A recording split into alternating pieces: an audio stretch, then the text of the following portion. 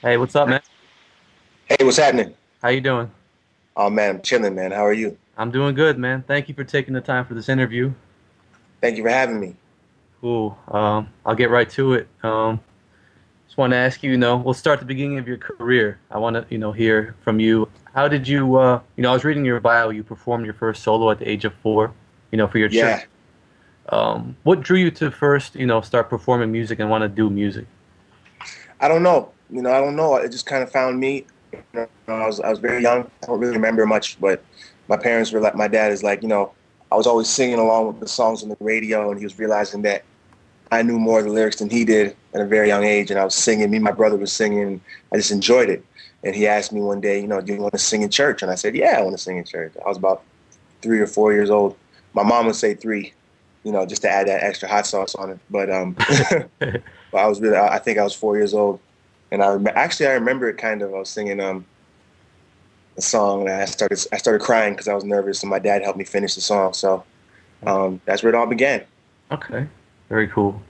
Yeah, And your bio also states that you studied various genres of music growing up, such as R&B, soul, country, and even folk music. You feel studying such a wide range of genres. I started off singing country. My mom made me sing like country gospel songs. So Oh, we used to do these like competitions and come to the States and like sing like country gospel stuff. yeah, So it was cool. It kind of actually broadened my concept for songwriting. I think country songs are like the perfect, song structure. yeah. So kind of, really showed me that. Musically, in terms of artists, who are some of your influences? Um, I'm gonna have to say Marvin, man, Marvin Gaye. I Okay. think he's the best R&B artist. I've always wanted to be an R&B artist, at the end of the day. Yeah, And I think Marvin Gaye is the epitome of what an R&B artist should sound like, should be like. You know what I mean? yeah, Real soulful, and at the same time, a ladies' man. And he's got a really smooth voice and all that. You got people like him. You got people like Sam Cooke. I love Frank Sinatra, Nat King Cole, because I also have like a crooning side that I love to do as well, yeah, which I apply to all my music. And I love Bob Marley, of course, because I'm Jamaican. Boom bam. You know what yeah, I'm saying? yeah. So yeah, it's I, good, man. It's all nice. good. So let's fast forward some years if we could. When did you first get the Excuse me. opportunity to start recording professionally? Yeah. I think my first actual like professional thing that I did was I was working with Melanie Fiona at the time, and actually this during the time I was working with Drake as well. And you know Melanie Fiona, right? Yeah, of course. Yeah, we were all like a group. It was me, Drake, Melanie Fiona, D10, which is Drake's keyboard player, and then Boy Wonder. We were all kind of like real tight. So we called ourselves the Renaissance Crew way back in the day. This is like 2003 almost. Okay. Oh, And wow. I wrote a song for Melanie called "Them Haters." Me Yeah. and me and, me and Melanie wrote this song called "Them Haters" with Mike City, and it Okay. got picked up for Rihanna's second sophomore album. So that was my first professional thing that happened to me where I got a placement. Okay. Interesting. And I was reading you used to go by a different name, Voice Alexander. Yeah, So what caused you to change? I didn't really change. It's not so much I changed. I just got rid of the name, and I just go by my real name, which is Aion David Clarke. Okay. So it's Aion Clarke now. It's a better name. My name is actually way cooler than like my actual name. I figured it's a better brand. It just sounds better. It's cleaner. It represents who I am really. Yeah. Voice was kind of like a nickname when I was younger, when I was trying to be this other guy. I don't know. Yeah. But I've come to find myself in the past few years as a man, and I realized like, man, this is my name. This is what I'm here for. I only got one life to live. I Yeah. got to go for it, go for the gusto, and my name has to go down in history when it's all said and done. Makes So sense. yeah. Do you feel like maybe some people might have lost track of you through the name change, or you don't feel like that at all? Well, you know what? People didn't really know. I'm not a major. I've never really blown up on that level where everyone knows. You know what I'm saying? Who I am or whatever. As a matter of fact, through the name change, I think it actually attracted more people. Okay. Because the majority of people, a lot of people that know Drake, they know who I am because I did music on his first mixtape, and then we had like a beef where he did this record towards me, and they know who Voice Alexander is. So when I announced it, I changed my name. some people might have said, well, he changed his name because of the Drake diss. Some of Drake's fans might say that, but then they'll still gravitate towards my music, I see. which is all that matters to me. You know what I'm saying? Yeah. Yeah, So I was actually going to ask you about that falling out you had with Drake. yeah, You guys eventually reconciled, though. Is that correct? yeah. I've always been cool with Drake. You know what I mean? I never really. It was more of a situation where he did the diss record, and I couldn't really, you know what I mean? From my end, it was like I didn't respond. Like, this me, you'll never hear a reply. Like, you'll never hear a reply for Yeah. it. Yeah. You know, he says that in his lyrics, but that's really, you know, he might have learned that from me. You know what I'm saying? So, but we cool, man. I'm really happy for Drake, man. I've always wanted him to you know, make it as a rapper. I was his first fan. Like, I was his biggest fan when I first heard him rap.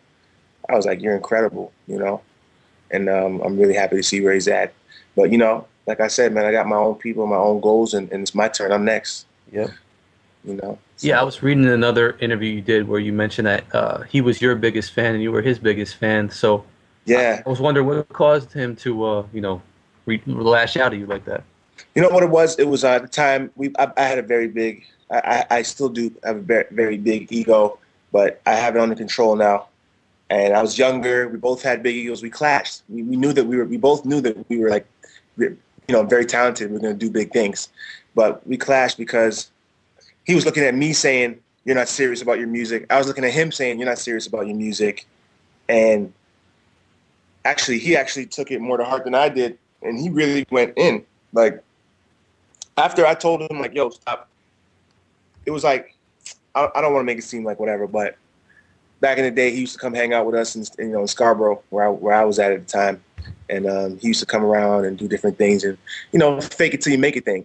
And I was just saying, "Yo, be yourself, man. Like, why is your rhyme book in my basement? Yo, you need to like get serious about your craft."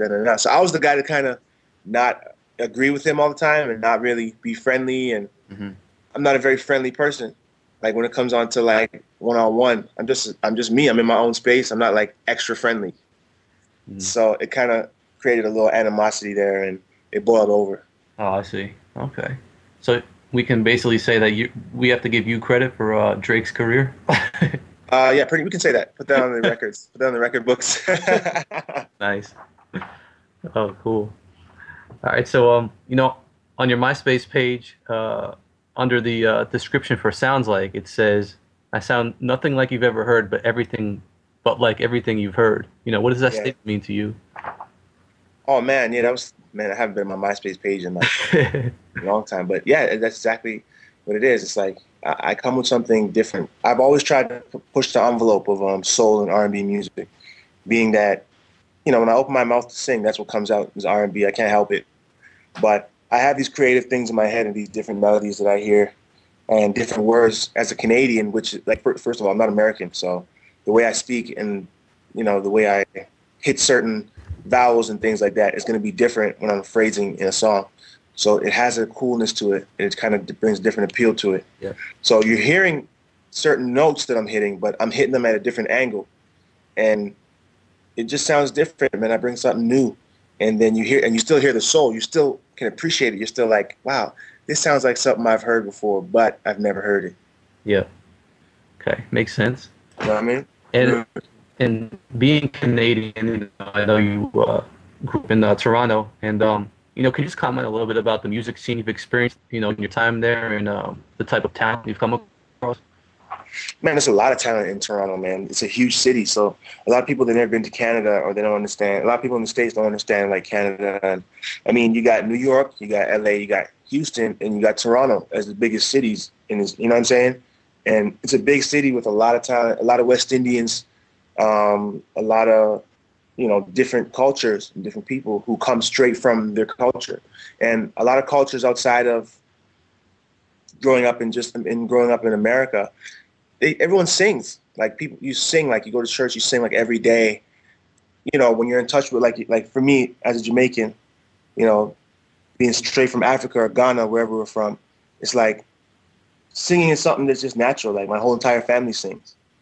You know, and that's a lot of families out here, and that's a lot of people that have heard different sounds, and we grew up hearing different sounds and rock music, and it wasn't just urban FM. Yeah. So we bring a different approach to it. That's why Drake's winning, man, because he got something that you know these other guys don't have, which is like a more rounded sense for music. Exactly. You know, so Yep. yeah. All right. And And the music scene out here is kind of, I mean, there's no structure really to it. It's like the only person who ever really made it from here was Drake, and that was last year. You know what I'm saying? yeah. So, I mean, you got people like Cardinal Official who's doing big things. Um, but Drake was the one who actually, whoa, like for the city, like he's the first one to make it. Yeah. And then you got Melanie Fiona, and then, you know, Boy Wonder. Yeah.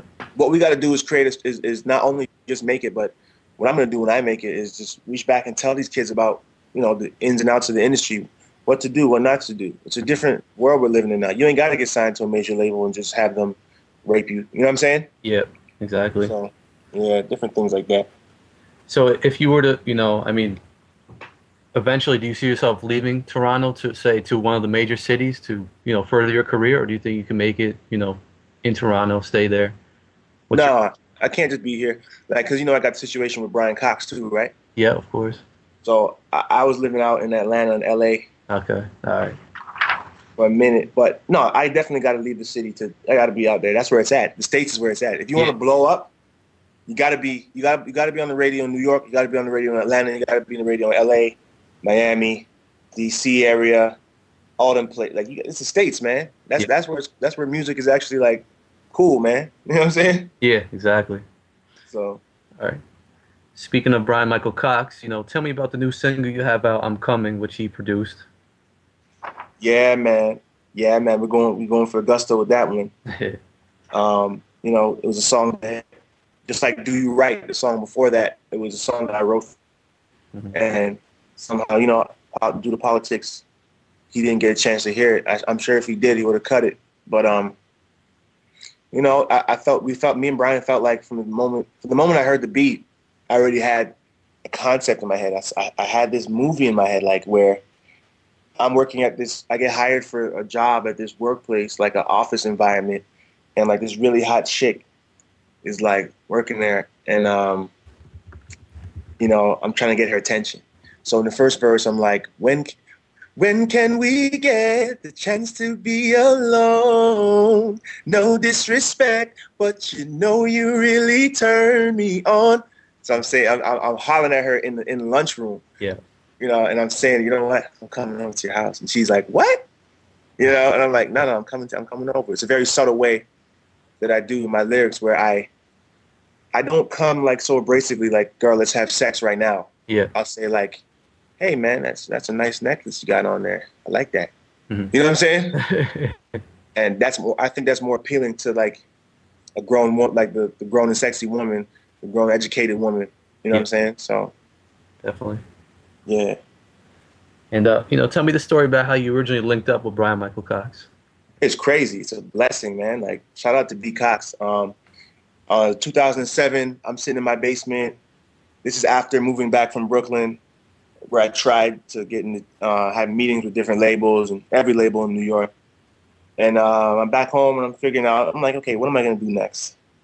So I started looking at these blogs like Studio Exposed, Bryan-Michael Cox. And I'm like, man, this guy's beats are so crispy, man. Like, ooh, this guy's sick, you know? Yeah. And I just kept setting my mind up for nights and nights, for like 3 weeks. There's 3 weeks straight. I was just watching the same blog every day over and over again. Damn. And all night, over and over again, like, Mom, look at this guy, man. This is who I need to be working with. I'm like, yo.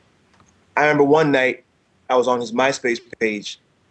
I didn't want to hit him up because everyone was hitting him up. You know what I'm saying? Yeah. And I looked at his friends list, and there was a guy named Don Bowie. And Don Bowie's name looked very business-like. And I was like, that guy looks like he does business. So what I did was I hit him up. I added him as a friend. I just added him as a friend. Yeah. And then I went upstairs to my bed and I prayed. I said, God, if you give me this opportunity, I need this. This is what I want. Let me work with Bryan-Michael Cox in the name of Jesus. I promise you, that's what I said. And the next morning I woke up and Bowie's information was in my inbox talking about, yo, you got the it factor. Hit me up. Oh, wow. Wow. So from there, me and Boo started talking. I started sending him some more music, and he was like, "Is this your music?" I'm like, "This is stuff I was doing in my basement." And he was like, "Yo, did you write these songs?" I'm like, "Yeah." He's like, "Did you produce these?" I was like, "Yeah, I produced these songs. I wrote and produced these songs." You know, and that's me singing. Yeah, that's all me. And he started playing it for Bryan, and next thing I know, I got a text from Bryan like, "Yo, we're gonna do some big things, dog." I was like, "Did Bryan-Michael Cox just hit me in my inbox?" Yeah. So they flew me out there, man, and we got it cracking. It was '07, June 1st, 2007. Hmm. Wow.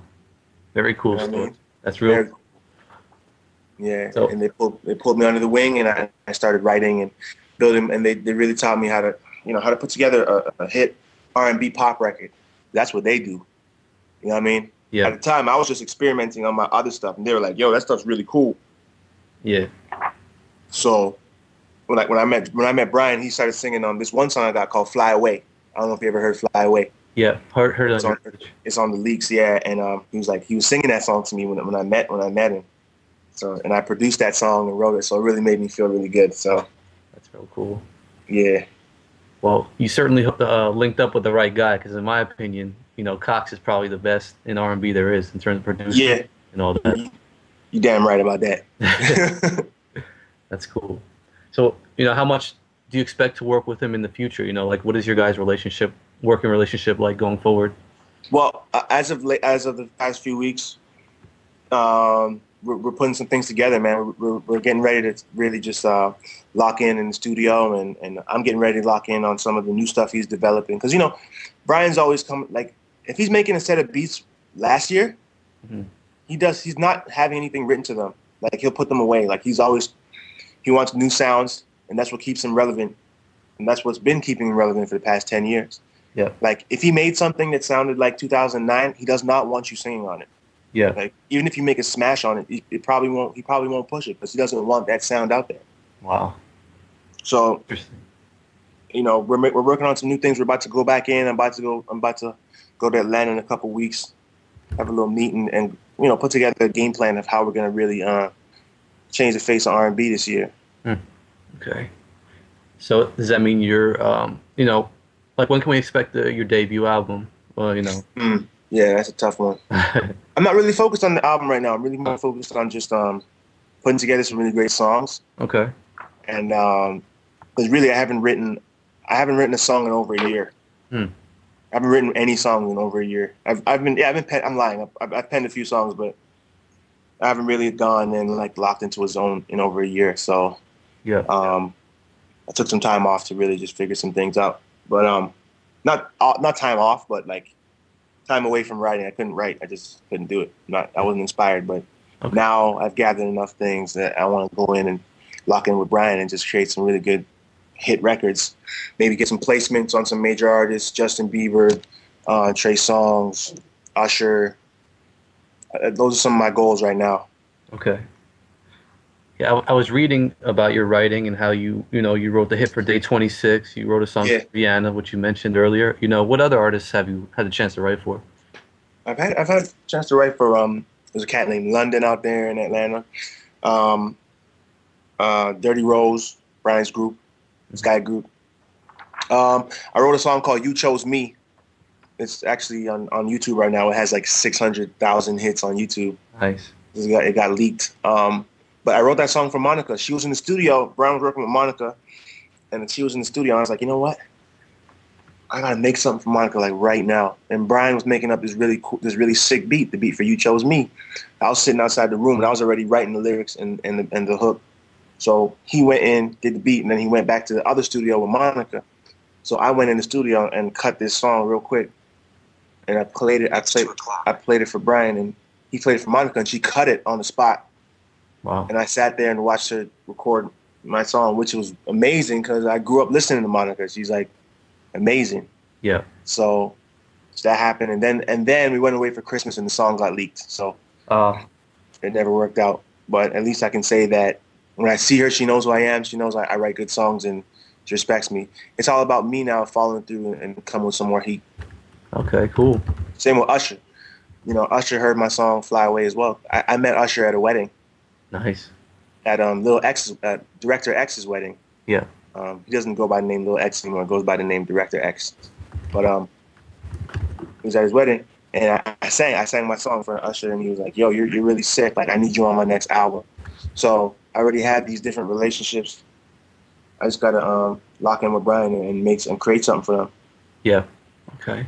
Who are some other artists you'd like to work with or collaborate with in the future? Um, Artists. I'd love to work with Drake again, obviously, because I think what we had was magical, man. Yeah. Even people right now who are big fans of him, they go back to our old stuff, and I see some of the comments like, "Yo, together we're sick. We have a certain chemistry in the studio. That'd be cool." I'd like to work with Kanye West. I'd like to work with Coldplay. I'd like to work with yeah, man, Mark Ronson, maybe. Yeah. Marvin Gaye, but that's not gonna happen. That's about it, really. Anything that I don't care. Like, I don't care who the person is. If I hear something that like moves me, then I'm gonna do it. You know what I'm saying? Yeah. Yeah. I want to ask you about Drake for a minute, since you're someone who knows him so well. Yeah. I'm just a true fan of R&B. I love real singers, that type of thing. You know, he does his little singing on the tracks here and there. You know, how do you feel about that? I just want your opinion. How do I feel about his singing? Yeah.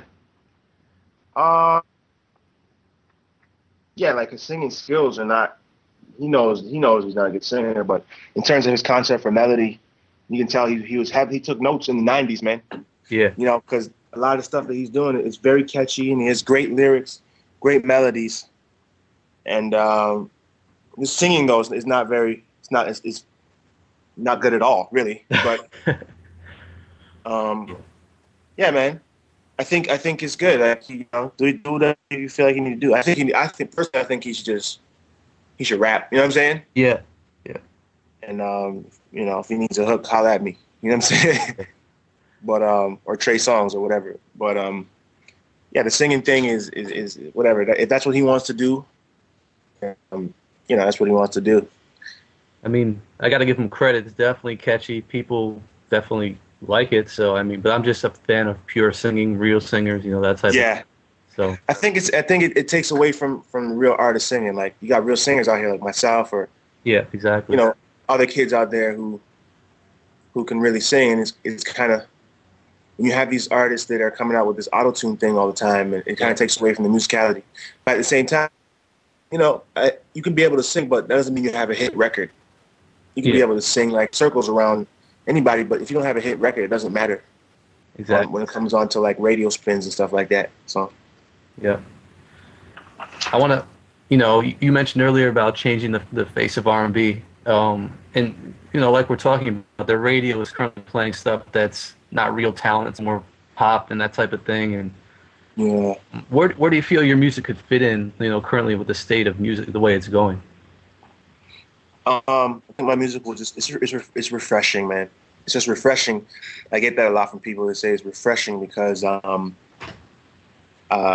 just brings it, you know, it's relevant to the sounds that are happening right now. But of course, when you have Bryan playing those chords, those church chords, and those great progressions that he uses, and then me going along with those progressions because I know them, because I grew up in the church just like Bryan did, and you know, I thought that was what R&B was all about. Someone who grew up singing gospel or grew up really singing soul music and transferred over into a commercial sound where the beat's banging, but there's still an element of soul there, and there's substance to the lyrics.